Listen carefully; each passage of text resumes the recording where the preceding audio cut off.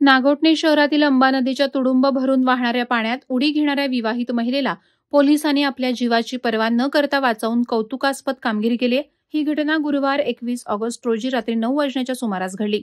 रामनगर येथील आशा दीपक गुंजाळ वय 25 या विवाहित महिलेनं कौटुंबिक वादातून रागाच्या भरात नागोठण्यातील जुन्या ऐतिहासिक पुलावरून थेट अंबा नदीत उडी घेतली। घटनेची माहिती मिळताच प्रभारी अधिकारी सचिन कुलकर्णी यांच्या मार्गदर्शनाखाली हेड कॉन्स्टेबल तसंच वाहतूक विभागातील सुनील वाघ आणि शिपाई स्वप्नील भालेराव यांनी घटनास्थळी धाव घेतली। यावेळी सुनील वाघ आणि स्वप्नील भालेराव यांनी जीवाची पर्वा न करता अंबा नदीच्या प्रवाहात उडी घेतली आणि महिलेला वाचवण्यात यश मिळवलं। त्यानंतर तिला तातडीनं रुग्णालयात नेऊन प्राथमिक उपचार करण्यात आले। या घटनेनंतर प्रभारी अधिकारी सचिन कुलकर्णी यांनी महिलेचे समुपदेशन करून तिला तिच्या नातेवाईकांच्या ताब्यात दिलं।